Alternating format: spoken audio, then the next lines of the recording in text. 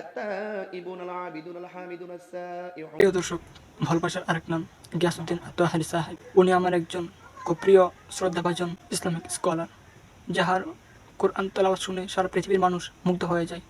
শুধু তাই নয়, সারা পৃথিবীর মানুষের অন্তর শীতল হয়ে যায়। তাহলে চলুন আমরা সেই আজকের কোরআন তেলাওয়াত শুনে আসি।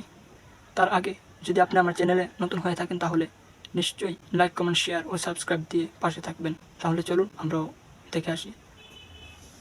الحمد لله رب العالمين الرحمن الرحيم مالك يوم الدين إياك نعبد وإياك نستعين اهدنا الصراط المستقيم صراط الذين أنعمت عليهم غير المغضوب عليهم ولا الضالين.